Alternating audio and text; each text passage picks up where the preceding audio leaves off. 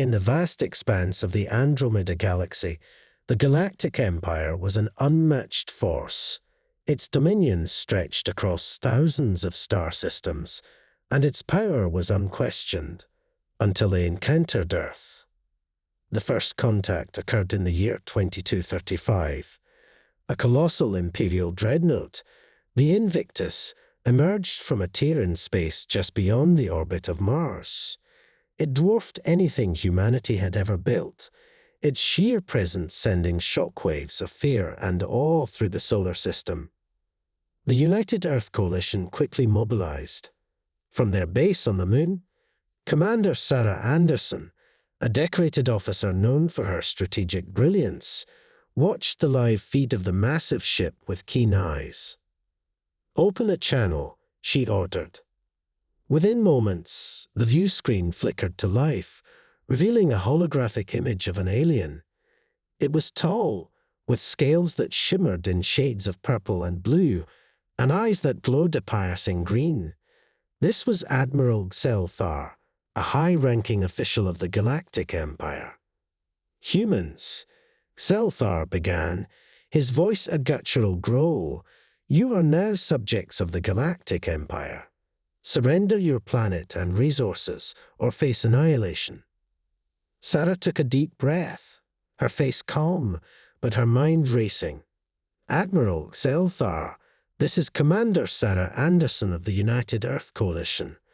We appreciate the visit, but Earth does not surrender." Xelthar's eyes narrowed. "You misunderstand, Commander. This is not a negotiation. This is an ultimatum." Sarah leaned forward, her expression unyielding. "And this is our warning. Do not have asterisk with humans." With that, the transmission ended. Silence filled the control room as the crew absorbed the gravity of their commander's words. Sarah turned to her officers. "Prepare for battle." The Galactic Empire's fleet descended upon Earth like a storm. Armadas of ships, each more intimidating than the last, filled the skies. They unleashed torrents of energy blasts, but humanity was not defenseless. Decades of preparation had led to this moment.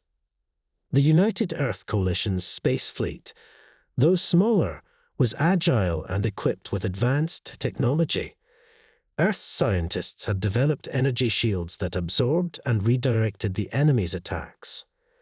Massive railguns mounted on orbital platforms fired kinetic projectiles at near-light speeds, tearing through the Empire's ships with devastating precision. As the battle raged on, Earth's forces displayed unparalleled resilience and ingenuity. Commander Anderson orchestrated her fleet like a maestro conducting a symphony, predicting the enemy's moves and countering with deadly efficiency. Meanwhile, on the surface, humanity's ground forces engaged the Imperial invaders. Soldiers donned exosuits that amplified their strength and reflexes. Drones and automated turrets provided support, while cyber warfare units hacked into the Empire's communication networks, sowing chaos among their ranks. In the midst of the chaos, a young soldier named Alex Martinez found himself on the front lines in New York City. The Empire had deployed towering mechs, their metal limbs crushing buildings and scattering civilians. Alex, armed with a plasma rifle, led his squad through the rubble. "Take out the legs," Alex shouted, his voice barely audible over the din of battle. His squad fired in unison, targeting the joints of the nearest mech. Sparks flew as the mech stumbled, its balance compromised. Seizing the opportunity, Alex launched a grenade that lodged itself in the mech's knee. A deafening explosion followed, and the mech toppled over, crashing into the ruins of a skyscraper. Cheers erupted from the squad, but their celebration was short-lived. More mechs were advancing, and the battle was far from over. Yet despite the overwhelming odds, the humans fought with a tenacity that bewildered their alien adversaries.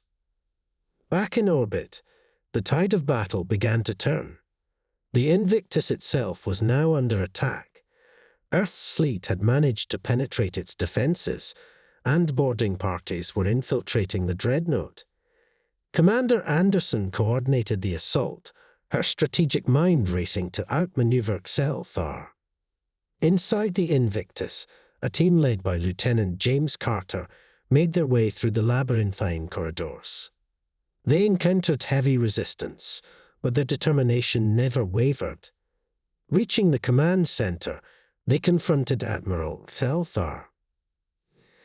Xelthar sneered, drawing a blade that crackled with energy. "Foolish humans, you cannot hope to defeat us." James stepped forward, his expression steely. "We already have." With a swift motion, he fired his sidearm, the bullet finding its mark in the Admiral's chest. Xelthar collapsed, his eyes wide with shock.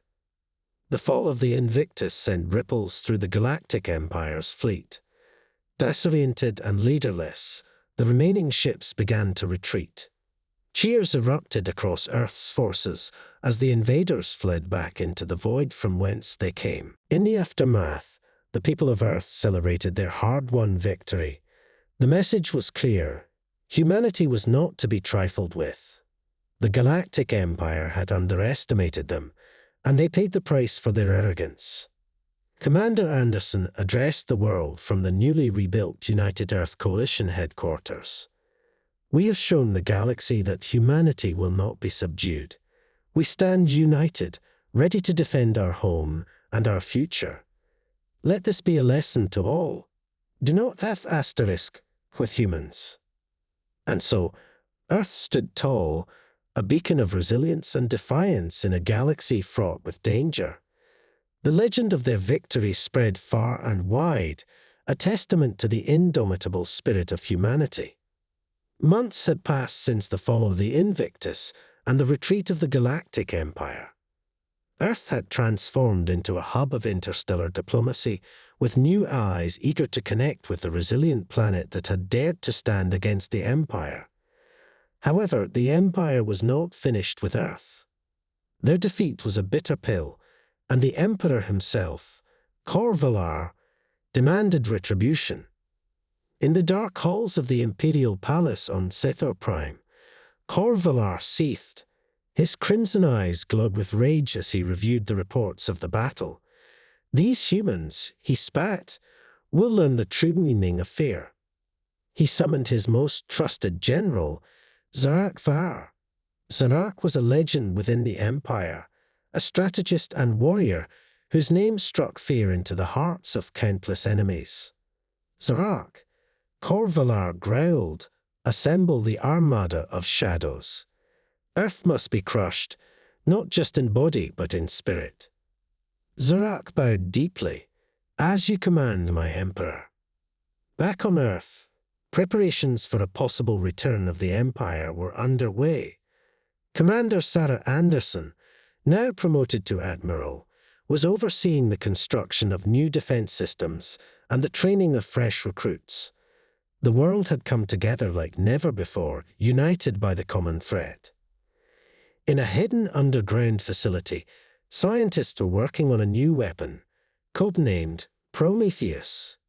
Dr. Emily Chen, the lead scientist, explained the project to Admiral Anderson. Prometheus is designed to harness the energy of a small star. It's still in the experimental stage, but if successful, it could turn the tide of any battle. Anderson nodded. "We need every advantage we can get.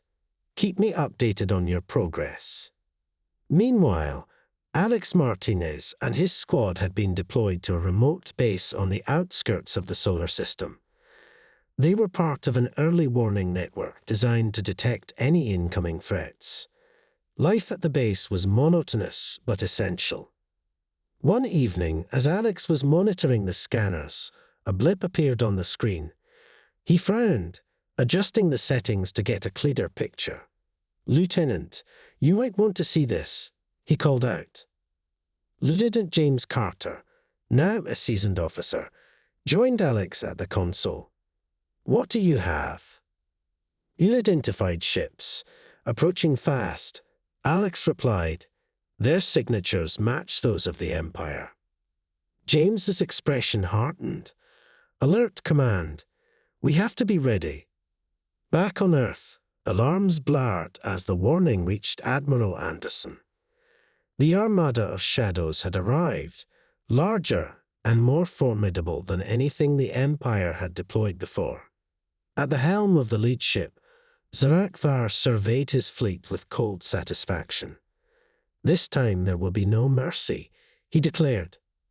The battle for Earth resumed with a ferocity that eclipsed the previous encounter. The skies once again filled with the fire of war. Earth's defenses, though improved, were tested to their limits. Admiral Anderson coordinated the defense from the moon base, her mind racing to counter Zarak's tactics. "We need to buy time for Prometheus," she told her staff. "Deploy all available forces to slow them down." Alex and his squad were redeployed to the front lines, facing the Empire's elite troops.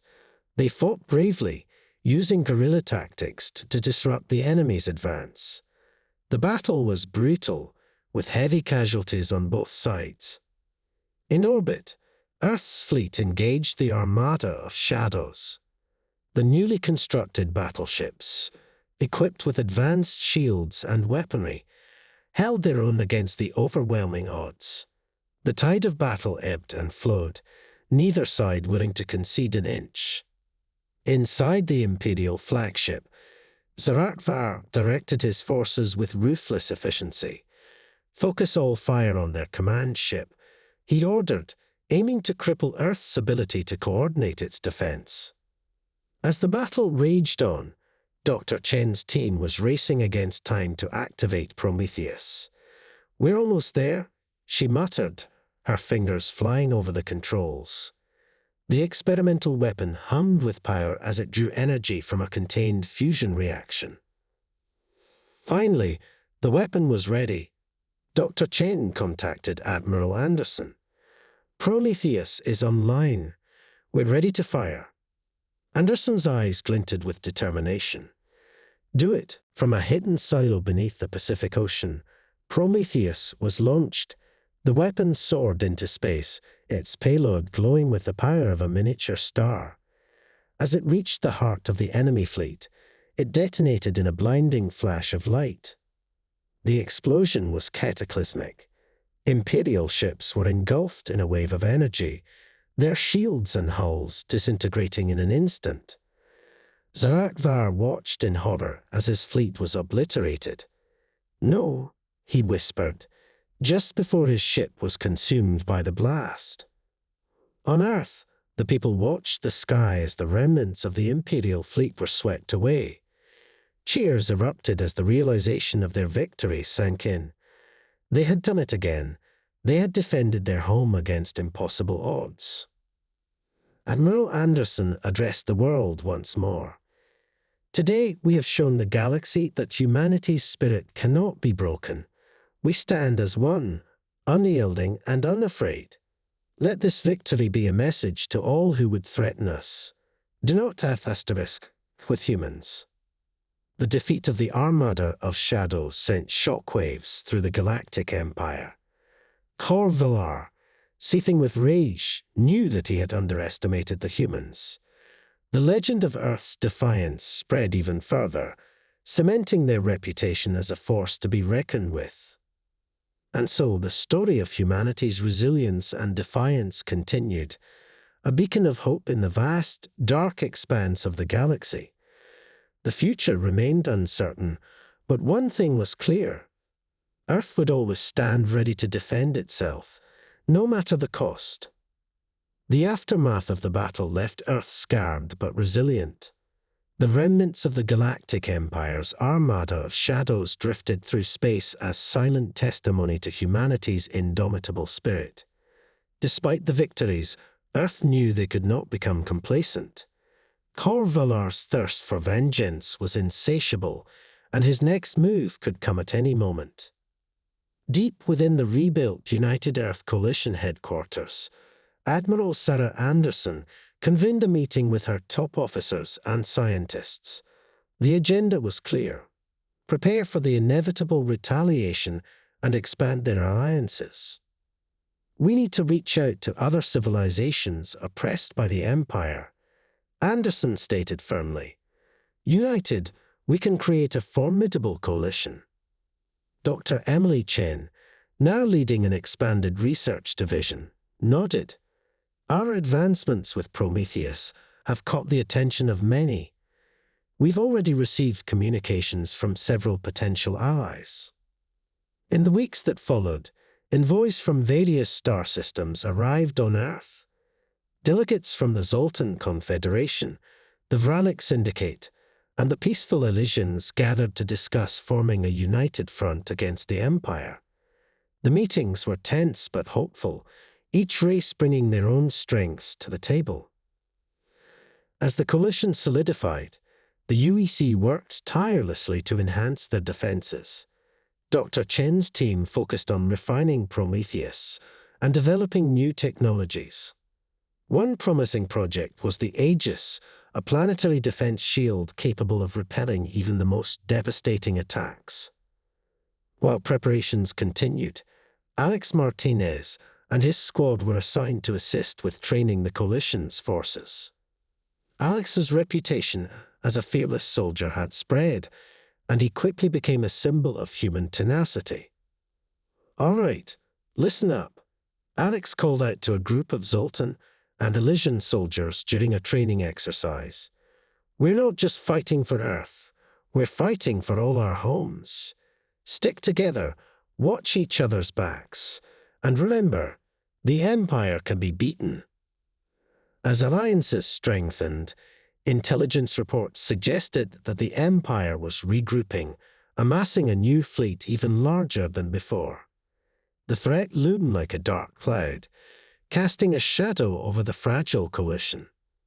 In the heart of the Galactic Empire, Corvalar stood before a vast assembly of his commanders. His eyes burned with a mixture of fury and determination. "We have underestimated the humans for the last time," he proclaimed. "This time, we will not merely defeat them, we will obliterate their spirit." He unveiled the Eclipse, a superweapon designed to channel the energy of a black hole. Its destructive potential was beyond comprehension, capable of reducing entire planets to cosmic dust. The Empire's plan was to use the Eclipse to strike fear into the hearts of the Coalition and force them into submission. Back on Earth, the Coalition's leaders received word of the Eclipse. The news sent a chill through the room, but Admiral Anderson remained resolute. "We've faced impossible odds before," she said. "We'll do it again." "Dr. Chen, how soon can we have the Aegis operational?" Dr. Chen's expression was determined. "We're close, Admiral. If we push the team, we can have it ready before the Eclipse arrives." As the final preparations were made, the Coalition forces gathered in Earth's orbit, ready to face the Empire's onslaught. The tension was palpable, each soldier knowing the stakes could not be higher. The day arrived when the Empire's fleet appeared on the horizon, led by the ominous Eclipse. Horvalar's voice echoed across the void. "Earth, your defiance ends now." Admiral Anderson stood on the bridge of her flagship, the Defiant, her gaze steely. "All forces, prepare for engagement. Dr. Chen, activate the Aegis." From the surface of Earth, massive generators powered up, projecting a shimmering energy field that enveloped the planet. The Aegis was activated, its protective shield glowing with a faint blue light. The battle commenced with a ferocity unmatched by previous encounters. The Coalition's ships, though diverse in design and origin, fought as one, their combined firepower clashing with the Empire's fleet. The Eclipse loomed in the background, charging its devastating weapon. On the surface, Alex Martinez and his squad were deployed to a critical defense point in Tokyo. They coordinated with Coalition ground forces, repelling waves of Imperial troops. "Hold the line. Alex shouted, firing his plasma rifle at an advancing mech. In orbit, the Defiant weaved through enemy fire, its cannons blazing. Admiral Anderson issued commands with precision, her mind focused on outmaneuvering the Empire's formidable tactics. Concentrate fire on their flagships. We need to disrupt their formation. As the battle raged on, the Eclipse reached full charge. Cor Villar's eyes glinted with malice as he gave the order. Fire. A beam of pure darkness erupted from the Eclipse, hurtling towards Earth. The Aegis shield flared as it absorbed the impact, straining against the immense power. For a moment, it seemed as if the shield might hold, but then cracks began to form. Dr. Chen, monitoring the Aegis from her underground lab, shouted into her comms. We need to reinforce the shield. Divert all available power. Engineers scrambled to reroute energy, but the strain was too great. The Aegis flickered and then shattered, the force of the Eclipse's beam blasting through. The ground trembled as the beams struck the planet, causing massive devastation. Admiral Anderson's heart sank, but she refused to give in to despair. Focus all fire on the Eclipse. We have to take it down. The coalition forces rallied, pouring every ounce of firepower they had into the Eclipse. The flagship trembled under the assault, its shields faltering. Inside, Cor Villar realized the battle was turning against him. Retreat, he ordered, but it was too late. A final barrage from the coalition fleet struck the Eclipse's core, triggering a cataclysmic explosion. The shockwave rippled through space, consuming the remaining Imperial ships. Cheers erupted across the coalition as the Empire's fleet was obliterated. On Earth, the dust settled, revealing the extent of the damage. Cities lay in ruins, but the spirit of humanity remained unbroken. Rescue and relief efforts began immediately, with coalition forces assisting in the recovery. Admiral Anderson addressed the world once more, her voice filled with both sorrow and determination. We have faced the darkness and emerged victorious. The cost has been great, but our resolve is greater. Together, we will rebuild. And to the Galactic Empire, know this: humanity will never bow. Do not have asterisk with humans. The coalition's victory marked a turning point. Earth and its allies began the long process of rebuilding, forging stronger bonds in the process. The legend of Earth's defiance spread even further, inspiring oppressed civilizations across the galaxy to rise against tyranny. In the heart of the Galactic Empire, Cor Villar seethed in his throne room. The loss was a bitter wound, but he vowed that one day he would have his revenge. However, for now, the galaxy knew one undeniable truth. Earth and its allies were a force to be reckoned with. And so the story of humanity's resilience and defiance continued, a beacon of hope and strength in a galaxy fraught with danger. The future remained uncertain, but Earth stood ready, united and unyielding, prepared to face whatever challenges lay ahead. Years passed since the defeat of the Eclipse. Earth had rebuilt its cities and strengthened its alliances. The United Earth Coalition, now the United Galactic Alliance, UGA, had grown into a powerful federation of independent planets, each contributing to the common defense against the ever-present threat of the Galactic Empire. In the heart of the UGA, Admiral Sarah Anderson, now a seasoned veteran and a revered leader, stood at the helm.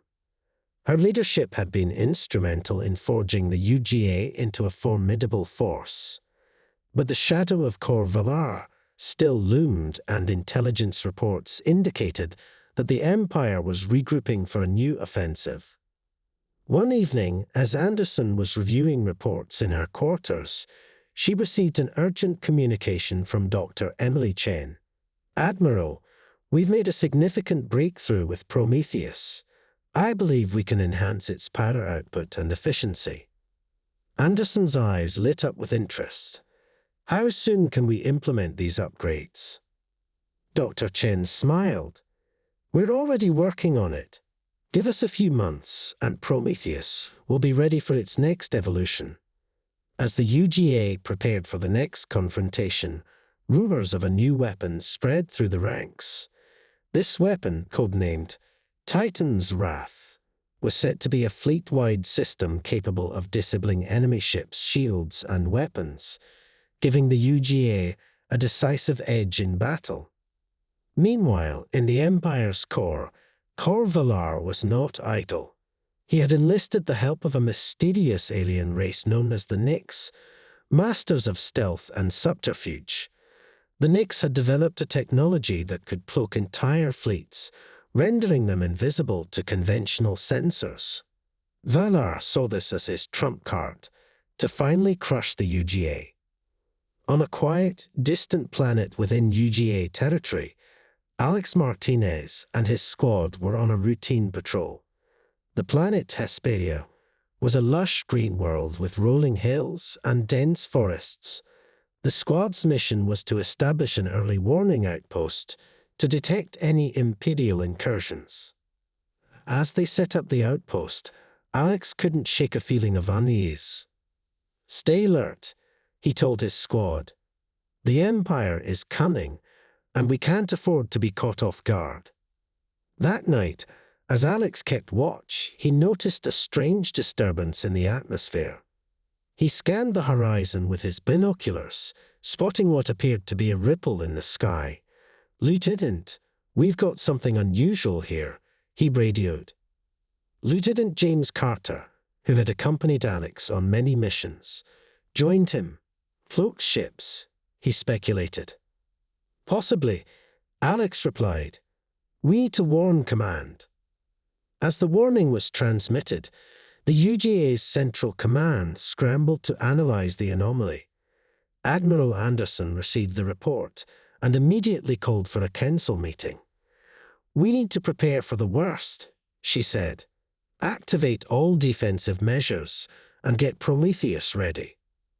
Dr. Chen's team worked around the clock to finish the upgrades on Prometheus, while the UGA fleet mobilized. The coalition's ships took up defensive positions around critical planets, ready to intercept any Imperial attack. The Empire struck without warning.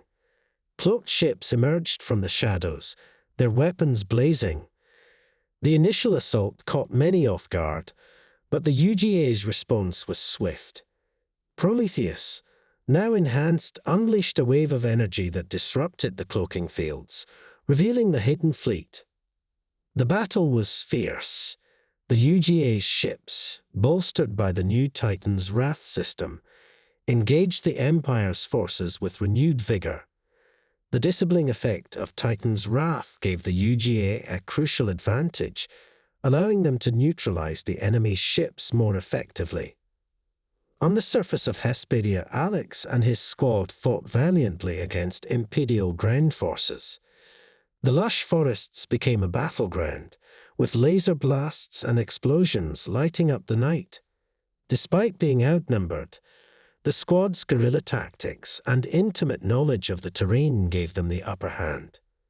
In the heart of the battle, Admiral Anderson directed the UGA's forces with her trademark precision. "Focus fire on their flagships. We need to cut off the head of the snake." As the battle raged on, a massive Imperial dreadnought, the Eclipse AE, emerged from hyperspace. Kor Valar himself was aboard, directing his forces with cold determination. "This ends now," he snarled. The Eclipse IE fired a devastating beam at the UGA fleet, its power rivaling that of the original Eclipse. Ships were torn apart in the blast, and chaos erupted among the ranks. Anderson's face hardened. "Activate Prometheus." Full power. Dr. Chen's team, now aboard the Defiant, initiated the enhanced Prometheus. The weapon glowed with an intense light as it gathered energy. When it fired, The beam cut through space, striking the Eclipse A. The Imperial Dreadnought's shields buckled under the assault, and explosions rippled across its hull. Cor Valar roared in fury as his ship was torn apart. "Retreat," he ordered, but the damage was too severe. The Eclipse IE erupted in a blinding explosion, taking Valar and many of his commanders with it. With the destruction of their flagship, the remaining Imperial forces began to retreat. The UGA fleet pursued them, ensuring they wouldn't pose a threat again. As the dust settled, the coalition forces surveyed the battlefield. The victory was theirs, but it had come at a great cost. Admiral Anderson addressed the UGA, her voice resolute. "Today, we have faced our greatest challenge and emerged victorious. The Empire is crippled, but we must remain vigilant. We will continue to stand united, ready to defend our homes and our future. Remember, humanity and its allies will not be broken. Do not have asterisk with us." The battle marked a turning point in the galaxy's history. The Empire's power was broken, and the UGA stood as a beacon of hope and strength. The Alliance continued to grow, with more worlds joining their cause, inspired by the resilience and bravery of Earth and its allies. In the years that followed, peace began to take root. The galaxy was slowly rebuilding, with the UGA leading the way. Humanity's legacy was cemented as a race that had faced the darkness and emerged stronger. Yet, as they looked to the future, they knew that vigilance was the price of freedom. The story of their defiance and unity would be told for generations, a reminder that even in the face of overwhelming odds, hope and courage could prevail. And so, the galaxy moved forward, with Earth and its allies ever ready to defend the light against the encroaching shadows, their spirit unbroken, their resolve unwavering. Peace reigned over the galaxy as the United Galactic Alliance, UGA, continued to grow and thrive. The defeat of Cor Valar and the destruction of the Eclipse IE had left the Galactic Empire fractured and leaderless. But even in the aftermath of their greatest victory, the UGA remained vigilant, ever aware that remnants of the Empire still lurked in the shadows, plotting their return. In the newly established Galactic Council chambers on Earth, representatives from all member planets gathered to discuss the future. Admiral Sarah Anderson, now the Supreme Commander of the UGA's Defense Forces, stood before the Council, addressing their concerns and outlining their strategies. "We've built something extraordinary here," Anderson said, her voice firm and inspiring. "But we must never forget the cost of our victories. We must honor those who fell by ensuring that their sacrifices were not in vain. Our unity is our strength, and together we can face any threat." As Anderson spoke, a hidden figure watched from the far reaches of space. Lurking in the shadows of a distant star system was Cor Valar's successor, a cunning and ruthless tactician named Tyrus Rax. Rax had been a high-ranking officer in Valar's regime and had survived the destruction of the Eclipse IE. He had spent the past years rebuilding the Empire's forces in secret, biding his time for the right moment to strike. "We will not make the same mistakes as before," Rax said to his lieutenants. "We will strike at the heart of the UGA when they least expect it, and we will reclaim our rightful place as rulers of the galaxy." Rax had developed a new superweapon, the Oblivion, capable of generating a black hole that could consume entire planets. His plan was to unleash it on Earth, shattering the UGA's morale and scattering their forces. Back on Earth, Dr. Emily Chen and her team continued to push the boundaries of science and technology. The success of Prometheus had led to further innovations, and now they were working on Project Aegis, a galaxy-wide defense network designed to detect and neutralize threats before they could reach inhabited planets. "Admiral, We've made significant progress with Project Aegis, Dr. Chen reported during a council meeting. Once it's fully operational, it will provide an unprecedented level of protection for all member planets. Anderson nodded. Good, we can't afford to be caught off guard. The Empire may be down, but they're not out. We need to be ready for anything. As the UGA celebrated another year of peace, Rax's forces moved into position.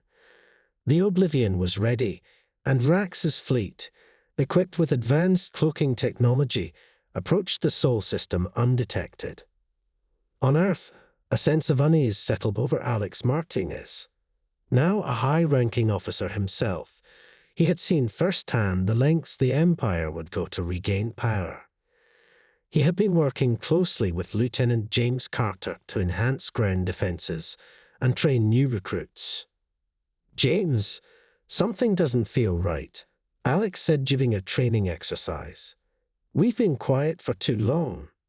The Empire won't just disappear. James nodded. I feel it too. We need to stay sharp. Their instincts proved correct. Alarms blurred across the UGA as the cloaked Imperial fleet was detected within striking distance of Earth. The warning came too late to prevent the initial assault, and the Oblivion activated, its black hole generator beginning to spin up. Admiral Anderson immediately took command. All forces, prepare for battle. We need to disable that weapon before it fires. The UGA fleet, led by the Defiant, surged into action. Dr. Chen worked frantically to bring Project Aegis online, knowing that it was their best chance to stop the Oblivion. We need more time, she muttered, her fingers flying over the controls. In space, the battle was intense. The UGA ships, though outnumbered, fought with unparalleled bravery. The Titan's Wrath system disrupted the Empire's ships, giving the UGA an edge. But the Oblivion continued to power up, its menacing glow casting a dark shadow over Earth. On the ground, Alex and James led their troops in repelling the Imperial ground forces that had landed in key locations. The fight was brutal, but Earth's defenders held their ground, driven by the knowledge that the fate of their world hung in the balance. Keep pushing, Alex shouted, taking down an enemy mech with a well-placed shot. We can't let them reach the city. In orbit, the Defiant engaged the Imperial flagship, where Tyrus Rax directed the battle with cold precision. Anderson knew they had to take out the flagship to cripple the Empire's command structure. All batteries, target the flagship, she ordered. The Defiant and its escort ships unleashed a devastating barrage. The Imperial flagship's shields flickered and failed, and explosions rippled along its hull. Inside, Rax realized his plan was unraveling. Divert all power to the Oblivion, he commanded, desperate to complete the weapon's activation. But it was too late. Dr. Chen's team managed to bring Project Aegis online just as the Oblivion reached full power. A wave of energy emanated from Earth, disrupting the black hole generator and causing a massive feedback loop. The Oblivion shuddered and then imploded, taking the Imperial fleet with it in a cataclysmic explosion. The remnants of the Empire's forces scattered, leaderless and in disarray. The UGA fleet mopped up the survivors, ensuring they posed no further threat. On the ground, the remaining Imperial troops surrendered, realizing the battle was lost. In the aftermath, Admiral Anderson addressed the galaxy from the rebuilt council chambers. Today, we have faced our darkest hour and emerged victorious. The Empire's threat has been vanquished, but we must remain ever vigilant. Our unity is our strength, and as long as we stand together, no enemy can overcome us. Dr. Chen and her team were hailed as heroes for their work on Project Aegis, which now stood as a symbol of the UGA's resilience and ingenuity. Alex and James, too, were celebrated for their bravery and leadership on the battlefield. The galaxy began to rebuild once more, this time with a newfound sense of hope and security. The legend of Earth's defiance spread even further, inspiring generations to come. And while the threat of the Empire had been extinguished, the UGA remained ready, ever watchful for new challenges. Humanity's legacy was forever etched into the stars, a testament to their strength, courage, and unwavering resolve. The message to the galaxy was clear: do not have asterisk with humans.